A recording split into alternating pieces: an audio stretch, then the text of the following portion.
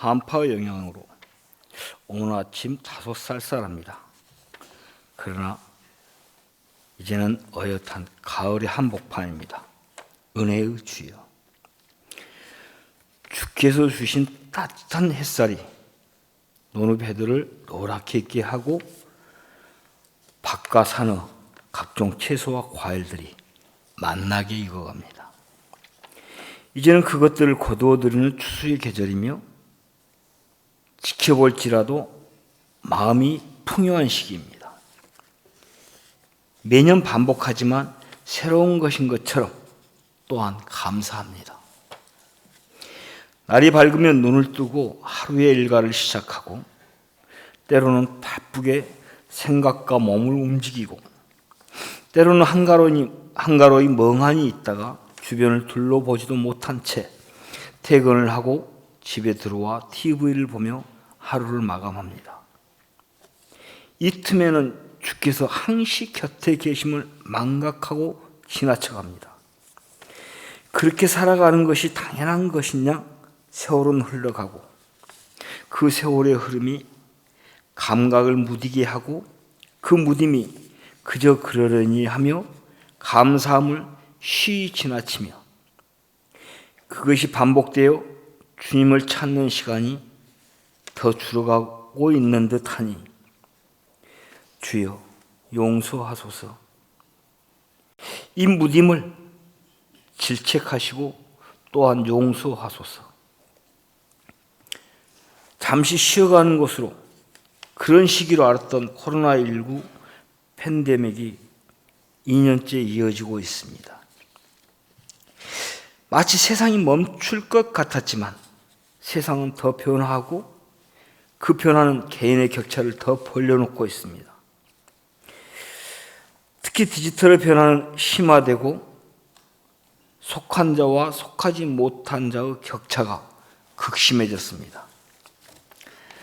각종 환경의 규제는 친환경으로 변화를 주도하면서 세상이 좋은 방향으로 가는 듯 하지만 선행된 자는 갑이 되고 권력이 됩니다. 의료 및 바이오 산업이 뚜렷한 발전들이 있습니다. 인간의 생명을 연장하고 자연의 순리를 순연시키며 늦춰가는 것 같습니다.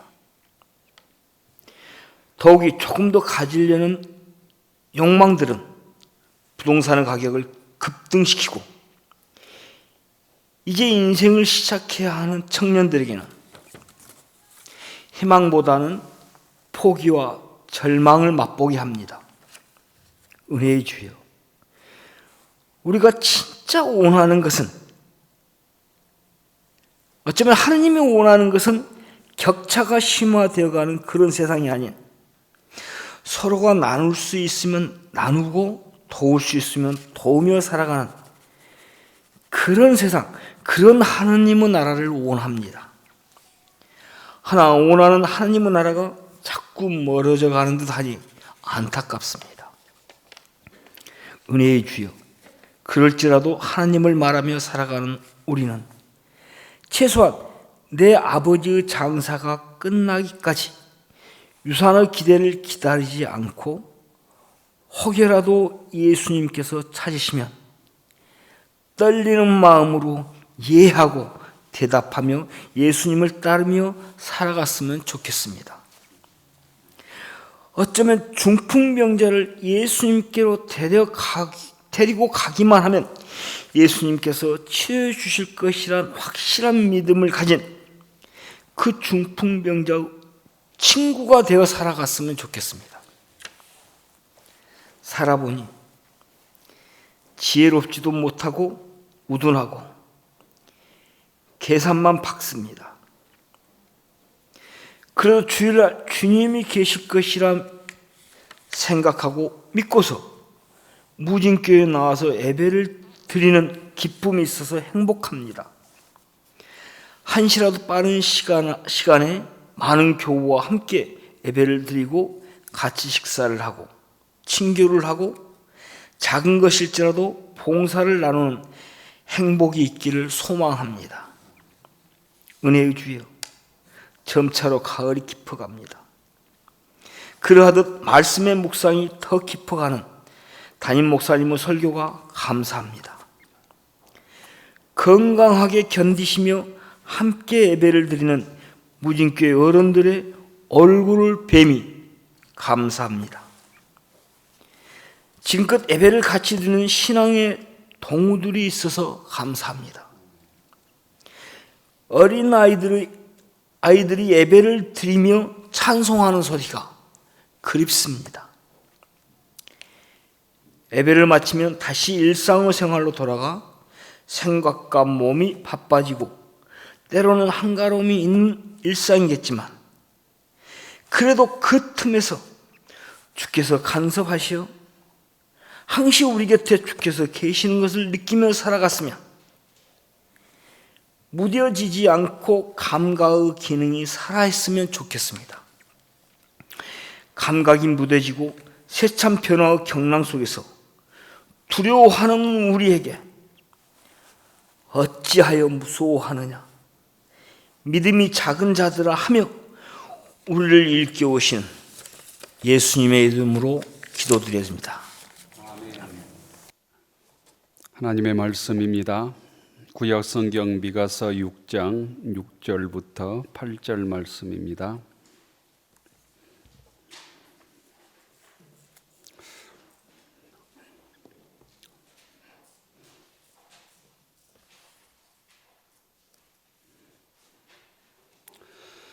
구약성경 1295쪽입니다. 1295쪽 미가서 6장 6절부터 8절까지 교독하겠습니다.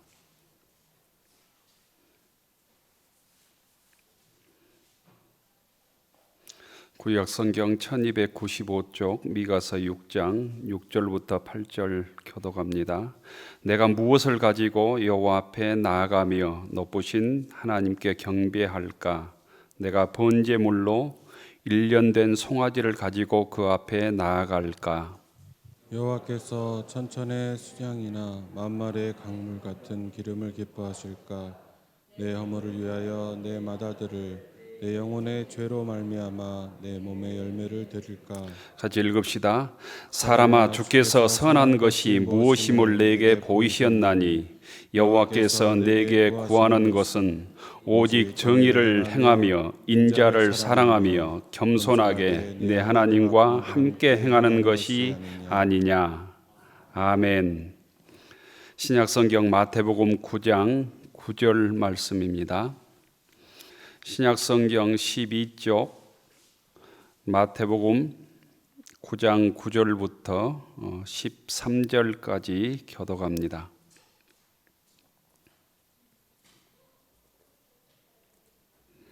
마태복음 9장 9절 예수께서 그곳에 떠나 지나가시다가 마태라 하는 사람이 세관에 앉아 있는 것을 보시고 이르시되 나를 따르라 하시니 일어나 따르니라. 예수께서 마태의 집에서 앉아 음식을 잡수실 때 많은 세리와 죄인들이 와서 예수와 그의 제자들과 함께 앉았더니 바리새인들이 보고 그의 제자들에게 이르되 어찌하여 너희 선생은 세리와 죄인들과 함께 잡수시느냐?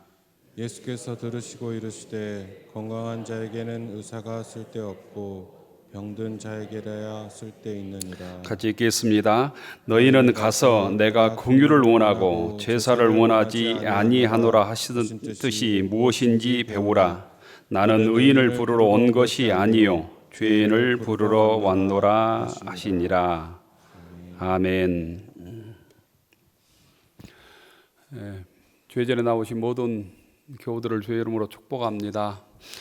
함께 평화 인사를 나누십시다. 잘 나오셨습니다. 반갑습니다. 주님의 평화가 여러분에게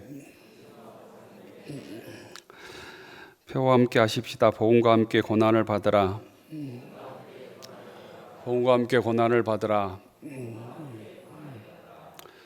갑자기 날씨가 많이 쌀쌀해졌습니다. 오늘 아침 날씨는 겨울이 시작된 것 같습니다. 건강에 유의하시고 건강 잘 지킬 수 있기를 바랍니다. 높은 산에서부터 단풍도 물들고 있습니다. 우리 마음도 주님의 은혜로 단풍처럼 물들었으면 좋겠다 생각합니다. 이런 얘기 오래전에 들어보셨을 것 같은데, 할머니 한 분이 골목길을 걷고 있는데 뒤에서 남자 목소리가 들렸답니다. 같이 가 처녀, 같이 가 처녀. 할머니는 속으로 내가 지금도 처녀처럼 보이나 이렇게 생각하고 얼른 집으로 들어와서 손자에게 자랑했답니다.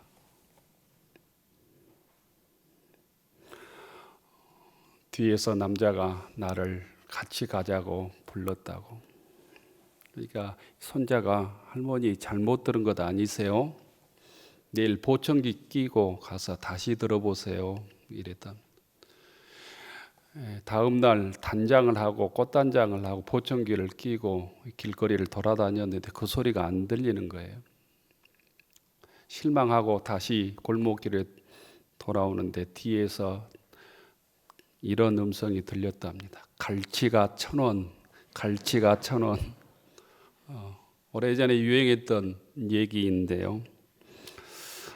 우리가 가치가 1,000원, 가치가 처녀라고 듣느냐, 갈치가 1,000원이라고 듣느냐에 따라서 우리 인생이 달라진다는 거예요. 오늘 예수님께서 마태를 부르시는 얘기인데요. 나를 따르라. 이 말씀을 마태가 듣고 따라감으로 죄인 중에 죄인이었던 세리가 예수님의 12제자 중에 한 사람, 주의 복음을 전하는 제자로 거듭난 줄로 믿습니다. 오늘 이 시간 어떤 사람은 가치가 처녀로 듣고 싱글벙글 할 수도 있겠고, 갈치가 1,000원, 갈치가 1,000원 이렇게 얘기를 들을 수도 있겠습니다. 주님께서 오늘 우리에게 어떤 얘기를 하는지 정확히 들어야 내가 그 주님의 부르심에 응답할 수 있습니다. 예수님께서는 세상에서 의인으로 존경받던 이 바리새인들이 찾아와서 내가 예수님의 제자가 되겠습니다 이렇게 간청했을 때 예수님께서는 그 바리새인의 그 간청을 거부했습니다. 그게 마태복음 8장 19절부터 20절까지 나와 있습니다. 그런데 반대로 그 당시에 예수님 당시에 가장 대표적인 죄인으로 취급받던 세리를 직접 제자로 부르십니다. 이게 오늘 마태복음 9장 9절의 말씀입니다. 나를 따르라 이렇게 말씀하실 때 세리가 예수님의 부르심에 따릅니다. 이 모습을 보고 의아해하고 또 불평하고 또 충격을 받았던 부류가 있는데 바리새인들입니다. 오늘 성경 말씀은 마태복음입니다. 마태복음은 마태가 기록한 하나님의 말씀이다라는 뜻입니다. 마태복음을 기록한 마태가 내가 어떻게 예수님의 제자가 되었는가 이 고백적 신앙을 오늘 말씀에서 기록하고 있는 것입니다. 이 얘기는 그래서 마태복음에만 나오는 거예요. 내가 세리에서 어떻게 예수님의 제자가 되었는가 이 고백적인 얘기를 곧 오늘 말씀에서 곧 기록하고 있는 것입니다. 옛날 중세시대 때 성화에 보면 그 그림 그린 화가가 어떤 모습으로도 그 제자 중에 한 사람이든 뭐든 해서 뒷공지에 이렇게 보이지 않게 그려져 있는 게 꽤 많습니다. 자기의 모습을 나름대로 그 그림 속에 어떤 부분에 이렇게 남겨놓는 것처럼 마태가 하나님의 복음을 기록하면서 내가 어떻게 부름받고 세리에서 인생이 변화됐는지 주님의 제자로 변화됐는지 고백적으로 얘기하고 있는 곧 말씀으로도 이해할 수 있다는 거예요. 마태는 가버나움 동네의 세리였습니다. 어느 날이었습니다. 그날도 마태는 평상시처럼 직장에 출근해서 자신의 일에 충실하고 있었습니다. 비록 세리 직업으로 인해서 많은 사람들에게 죄인으로 취급을 받고 매국노라고 멸시를 받고 있었지만 그래도 이 직업 때문에 편히 살 수 있었습니다. 돈을 많이 벌 수 있었기 때문입니다. 자신을 욕하는 많은 사람들도 자신 앞에서는 돈 때문에 굽신거리는 모습을 보고 위로를 받았을지도 모르겠습니다. 그러나 가까운 친구도 없고 마음에 터놓고 지낼 사람도 없고 항상 외롭고 밖에 나가면 욕을 먹고 살았기 때문에 이 마태는 언젠가는 빨리 돈을 벌어서 이 직업을 때려치워야 되겠다 이렇게 생각을 했을 수도 있었을 것 같습니다. 그런데 어느 날 놀라운 일이 생긴 거죠. 예수님께서 세관에 앉아있는, 그래서 세금을 걷고 있는 세리 마태를 제자로 부르십니다. 세리는 요즘으로 치자면 세금 징수 공무원입니다. 그런데 그 당시 세리라는 직업은 요즘처럼 곧 인정받는 직업이 아니었습니다. 전문직이 아니었다는 것입니다. 그 당시 세리는 우리나라 일제 당시 동족을 착취한 일본 앞잡이 정도로 생각하면 제일 가까울 것 같습니다. 세리는 유대 사람들로부터 세금을 징수해서 로마에 바치고 나머지를 착복하는 직업이었습니다. 그래서 유대 사람으로서 유대 사람에게 폭리를 취하는 것이죠. 세금을 강제로 징수해서 일부를 폭리를 취하는 것입니다. 그래서 사람들로부터 반민족주의자라고 지탄을 받았고 세리와 창녀와 같은 죄인 중에 죄인으로 취급을 받았습니다. 이 세리들은 안식일이 되어도 회당에 가지 못했습니다. 또한 그 가족들도 멸시를 당했습니다. 그들은 11조를 내지 않아도 되었습니다. 왜냐하면 부정한 돈이어서 11조를 받지도 않았습니다. 서기관들이나 바리새인들은 세리들을 폐물들이라고 불렀습니다. 그렇기 때문에 세리들은 곧 신앙생활을 할 수 없었습니다. 그래서 세리들은 자기들끼리 똘똘 뭉쳐서 오직 돈 버는 데 열심을 내었습니다. 세리는 공개된 죄인입니다. 그런 죄인인 세리를 예수님께서 부르십니다. 세리가 성전 앞에서 성전들에서 눈물 흘리며 기도할 때 부르는 것이 아니라 세관에서 세금을 걷고 있을 때 그 현장에서 주님은 세리에게 나를 따르라고, 마태 세리에게 나를 따르라고 부르시는 것입니다. 인간의 눈으로 보면 세리 마태는 가망 없는, 소망 없는 인물입니다. 거듭나기는 기대하지 않는 인물인 것이죠. 세리 마태는 그 사실을 스스로 기록하고 있는 것입니다. 예수님의 공로로, 예수님의 은혜로 내가 이렇게 구원을 받았다, 주님의 제자가 되었다고 고백하고 있는 거예요. 오늘 우리들도 마찬가지입니다. 또한 세리는 그 세리가 오늘 우리들이라고 말하고 있는지도 모르겠습니다. 우리들도 세리와는 다르지만, 세리 마태와는 다르지만 다른 방법으로 주님의 초월적인 사랑과 은혜로 구원을 받았다고 하는 사실을 마태는 이 자기의 사건을 통해서 우리들에게 이 얘기를 하고 있는 것입니다. 세상의 기준이 아니라 주님의 끝없는 사랑, 값없는 사랑으로 우리가 구원을 받았다는 것입니다. 하나님의 전적인 선택으로 우리가 구원을 받아서 하나님의 자녀가 되었고 무님교회 성도가 되었고 주의 일꾼이 되었다고 하는 사실을 오늘 이 시간 믿음으로 받아들일 수 있기를 원합니다. 예수님께서 세리 마태를 부르신 것은 네가 죄인으로 취급받는 이 직업에서 나를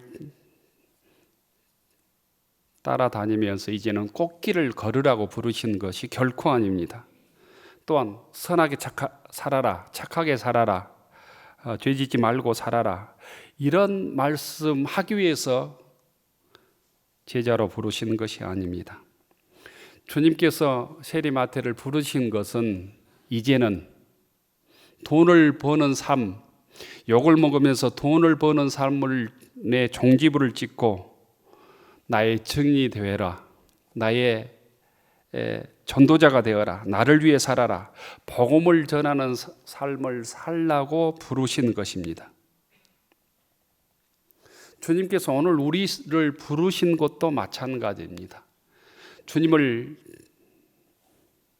따르면서 꽃길을 걸으라고 부르신 것이 아니라는 거예요. 주님을 따르는 일은 결코 세상의 눈으로 보면 꽃길을 걷는 것이 아니라는 거예요. 하나님의 영광을 위하여, 주의 복음을 위하여, 주의 몸된 교회의 영광을 위하여 곧 십자가의 길을 걸으라고, 주님의 제자로 살라고 오늘 우리를 부르신 줄로 믿습니다. 바라기는 주님의 부르심에 응답했던 마태처럼 주님을 따르는, 십자가의 길일지라도 주님을 따르는 제자로 살아가겠습니다. 다시 고백하는 믿음의 권속들이 되기를 축원합니다.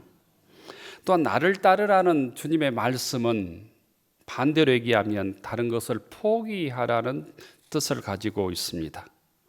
예수님께서는 두 주인을 섬길 수 없다고 말씀합니다.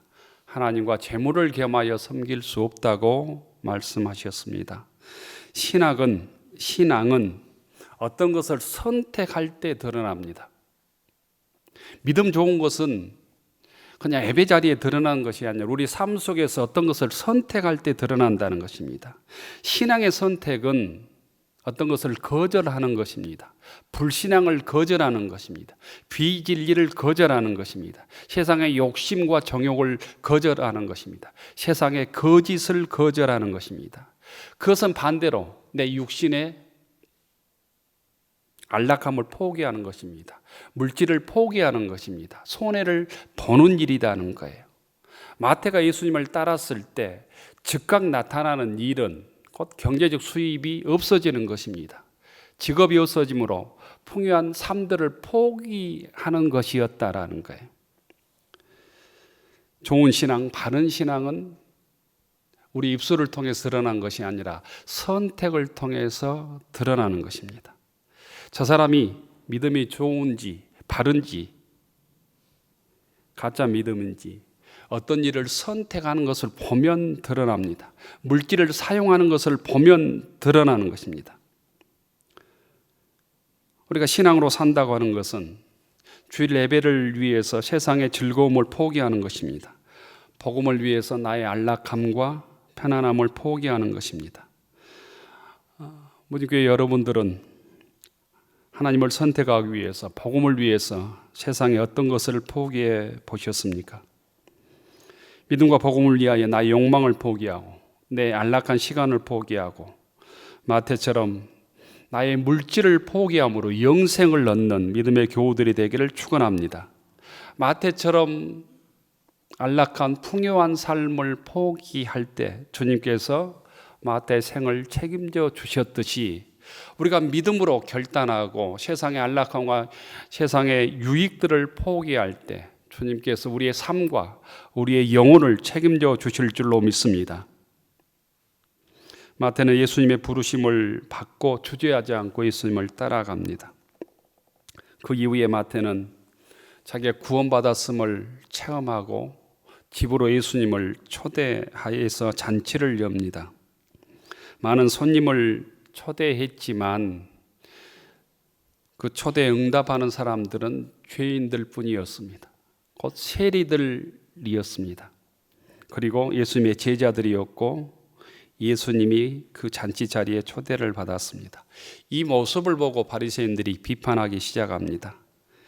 죄인 마태와 같은 저런 사람을 제자로 부르다니, 저런 죄인들과 함께 음식을 먹다니, 예수님께 차마 항의하지 못하고 제자들에게 항의합니다. 11절에 보면 바리새인들이 보고 제자들에게 이르되 어찌하여 너희 선생은 세리와 죄인들과 함께 잡수시느냐. 유대인들은 죄인 세리들과 음식을 먹지 않았습니다. 부정한 사람과 함께 음식을 먹으면 자기도 부정을 타는 일이었기 때문입니다.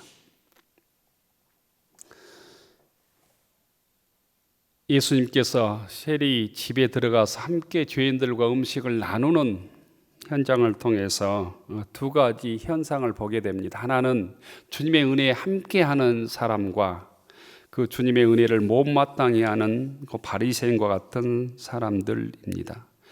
주님의 은혜를 체험하고 거기에 동참하느냐 아니면 거기에 불평하느냐, 곧 우리에게 어떤 길을 선택하느냐, 어떤 모습을 선택하느냐 묻고 있는 것이죠. 신앙은 주님의 은혜를 받고 함께 약한 자와 죄인들과 부족한 자와 허물 있는 자와 나보다 못한 자와 함께 어울리는 공동체를 이루는 일이 곧 교회를 이루고 신앙 공동체의 본질이라고 하는 사실도 우리가 깨달아야 합니다. 마태집에서 세리와 죄인들과 제자들과 예수님이 함께 음식을 나누는 이 모습이 오늘 주님께서 원하시는 교회의 모습이어야 된다는 거예요. 교회가 거룩한 사람들, 어떤 이너서클이 되어서는 안 된다는 것입니다. 교회는 예수님을 중심으로 빈부격차, 남녀노소 모든 사람들이 모여야 좋은 교회인 것입니다. 거룩한 사람만, 배운 사람만, 돈 많은 사람만 모이는 교회 공동체는 주님께서 원하시는 공동체가 아니라는 거예요. 예수님을 믿고 거듭난 모든 사람들이 함께 모여 음식을 먹고 주의 은혜를 나누는 곳, 이것이 무진교회가 되기를 축원합니다. 교회의 중심이 곧 주님이어야 된다는, 어떤 목회자나 어떤 사람이 되어서는 안 된다는 거예요. 제가 말씀을 전하지만 교회의 중심이 제가 아니라 주님이심을 우리가 끊임없이 고백해야 합니다. 사람이 아니라 곧 보이지 않는 주님이 교회의 중심에 자리 잡고 있고 거기에 은혜를 받고 주님을 통해서 거듭나고 우리가 죄인에서 거룩한 주님의 은혜로 의인이 되는 끊임없는 변화의 과정이 무진교회에서 일어나기를 바랍니다. 내 중심이 주님이 빠져 있다면, 이 시간 이 예배에 주님께서 우리의 중심이 되지 못한다면 곧 온전한 예배가 되지 못한 불완전한 예배가 되는 것입니다. 화려한 교회당이 없을지라도, 우리가 남루한 모습으로 예배를 드린다 할지라도 우리 중심에 주님께서 주인이라면 거룩한 예배, 하나님께서 받으시는 예배가 될 것입니다. 불평하는 바리새인들을 향해서 예수님께서는 이렇게 말씀하십니다. 12절에 보면 건강한 자에게는 의원이 쓸데없고 병든 자에게야 쓸데있느니라. 이 말씀은 율법으로는 바리새인들이 건강한 사람이라는 거예요. 율법으로는 세리들은 병든 자들이라는 말씀입니다. 환자에게 의사는 절대적인 존재이지만 건강한 자에게는 의사가 필요하지 않듯이 예수님도 스스로 의인이라고 생각하는 바리새인들에게는 필요하지 않다는 것입니다. 내가 죽을 죄인이라고 생각하는 사람에게 곧 예수님이 절대적인 존재가 되는 것입니다. 내가 죄인이라고 생각하지 않고 죄의 문제로 고민하지 않는 사람은 예수님이 별로 필요가 없습니다. 내가 얼마나 심각한 죄인인지, 주님이 아니면 소망이 없는 존재를 주님 앞에 고백할 때 주님이 나의 구주가 되어주시는 것입니다. 또한 주님의 음성을 듣게 되고 주의 능력을 회복하는 거듭난 하나님의 자녀가 되는 것입니다. 바리새인들은 하나님 앞에서 완벽한 신앙생활을 했습니다. 그러므로 반대로 타락한 세리들을 멸시했고 그 모습이 신앙의 교만으로 나타났습니다. 겉으로 보기에는 완벽한 신앙인처럼 보였지만 예수님 보시기에는 타락한 회칠한 무덤처럼 보였습니다. 그 속에 썩어가는 시신이 가득 차 있는 회칠한 무덤처럼 바리새인들이 보였다는 것입니다. 우리가 잘못 예수 믿으면 겉은 화려하지만 속은 썩어 있는 바리새인과 같은 신앙인으로 성장하기가 아주 쉽습니다. 한국교회 그런 사람들이 많아서 문제인 것이지요. 우리 속에 주님의 은혜가 아니라 세상의 율법으로만, 주님의 율법으로만 사람을 정죄하는, 비판하고 불평하는 마음으로 가득 차 있는 회칠한 무덤의 신앙인이 아닌지 오늘 점검해야 합니다. 주님께서는 우리들에게 주님의 사랑을 요구하시고 주님의 은혜를 요구하시고 주님의 긍휼을 요구하십니다. 용서와 긍휼보다는 정죄와 비판이 신앙의 본질이라고 바리새인들이 생각했을지도 모릅니다. 하지만 그런 모습으로는 자기도 살 수 없을 뿐 아니라 죽어가는 생명을 살릴 수 없다는 것도 알아야 합니다. 이런 바리새인들을 향해서 예수님께서는 호세아 6장 6절의 말씀을 인용해서 말씀하십니다. 나는 긍휼을 원하고 제사를 원하지 아니하노라. 함께 따라서 해봅시다. 나는 긍휼을 원하고 제사를 원하지 아니하노라. 호세아서 6장 13절에 보면 이렇게 되어 있습니다. 나는 인애를 원하고 제사를 원하지 아니하며 번제보다 하나님을 아는 것을 원하노라. 하나님은 제사보다는 곧 긍휼, 인애를 원하신다는 것입니다. 하나님께서 원하시는 것은 긍휼입니다. 긍휼이란 불쌍히 여기는 마음입니다. 이것이 하나님의 속성이고 하나님의 마음입니다. 신앙이란 한마디로 약한 자에게, 죄인에게 사랑을 베풀 줄 아는 마음, 긍휼을 베풀 줄 아는 것입니다.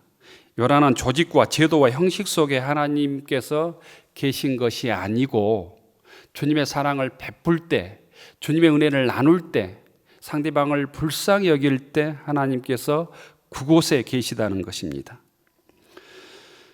교우 여러분, 제사의 목적은, 구약의 제사의 목적이 무엇이겠습니까?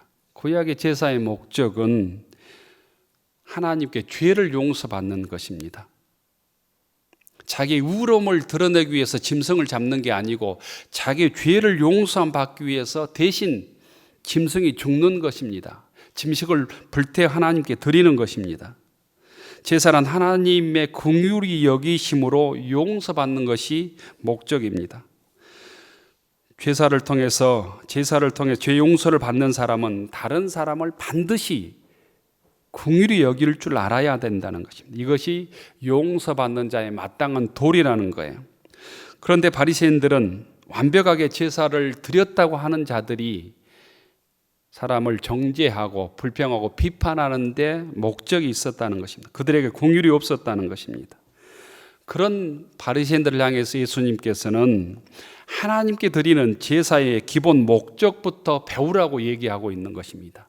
제사의 목적이 무엇인 줄 알고 말하라, 이렇게 얘기하고 있는 것입니다. 제사의 목적이 하나님의 긍휼로 용서받는 것입니다. 긍휼이 하나님의 속성임을 제사를 통해서 체험하는 것입니다. 긍휼은 일반적으로 말하는 사람에 대한 동정을 넘어서는 것입니다. 어려움에 처한 사람의 입장에 대해서 그를 이해하고 그를 구원하기 위해서 그 아픔에 참여하는 것이 긍휼입니다. 긍휼을 영어로는 컴패션이라고 그러죠. 이 함께하다라고 하는 이 컴과 고통받다라고 하는 뜻이 합쳐진 단어가 컴패션, 이 긍휼의 뜻입니다. 그래서 긍휼은 고통받는 곳으로, 상처가 있는 곳에 들어가서 그 아픔과 상처를 함께 나누는 것입니다. 그런 의미에서 의도적인 긍휼은 동일시입니다. 고통받는 자와의 동일시, 곧 이것이 긍휼의 본뜻입니다.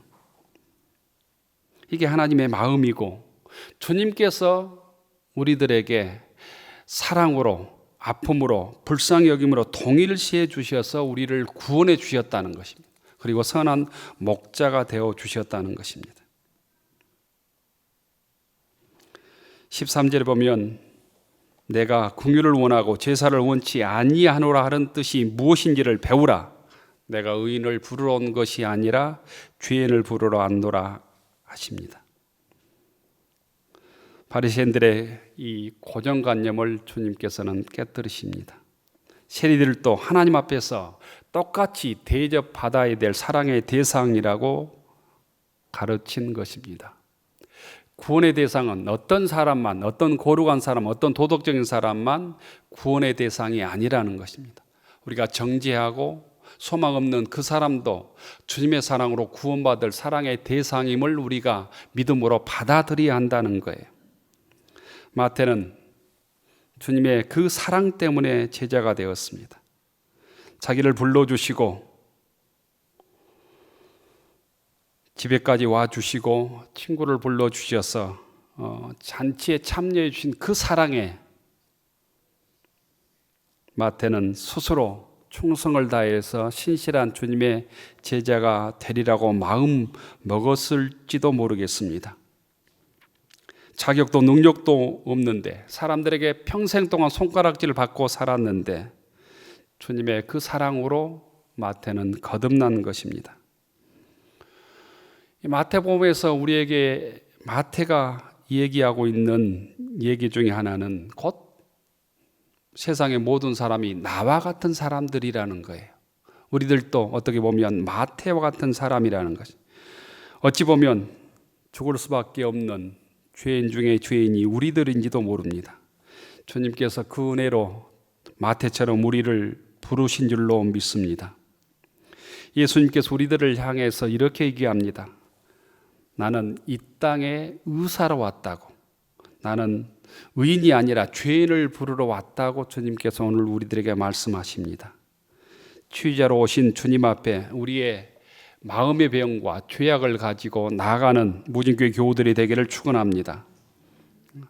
주님 앞에 나아갈 때, 주님의 부르심에 응답할 때 구원의 길이 열리고 치유의 길이 열리는 것입니다. 주님께서 다시 심판자로 오시기까지는 여전히 의사이신 예수님의 은혜의 손길이 우리 앞에 열려져 있습니다. 그분의 부르심에 믿음으로 응답함으로 마태와 같은 인생을 바꾸는, 그리고 우리의 삶의 잔치를 열어가는 믿음의 권속들이 되기를 축원합니다. 또한 주님의 은혜를 깨닫고 마태처럼 결단하고 주님을 따르겠다고 다짐하는 교우들이 되기를 축원합니다. 또한 오늘 이 자리가 마태와 같이 죄인들이 모인 믿음의 자리가 되어야 합니다. 마태처럼 이 시간 주님의 부르심에 즉각 순종하는 자리가 되어야 합니다. 우리 연약함과 불충함을 드러내놓고 주님의 은혜를 구하는 자리가 되기를 바랍니다. 주님의 사랑으로 우리 허물을 덮고 서로 용서함으로 화해하는 자리가 되기를 원합니다. 의인이 아니라 죄인을 부르러 오신 주님을 영접하여 주님의 제자로 거듭나는 마태와 같은 믿음의 교우들이 되기를 축원합니다. 하늘 우러러 축원하옵나니 이제는 성부 성자 성령 삼위일체 하나님의 놀라우신 사랑과 넘치는 은혜와 능력과 권능이 궁유를 원하시고 죄인을 부르러 오신 주님의 부르심에 믿음과 순종함으로 응답하여 주님의 제자로 살아가기로 다짐하는 교우들 머리 위에, 우리의 가정과 일터 위에, 우리의 자녀들 위에, 영상예배 참여하는 모든 교우들을 위해 이제로부터 영원까지 함께하여 주시기를 간절히 축원하옵나이다. 아멘.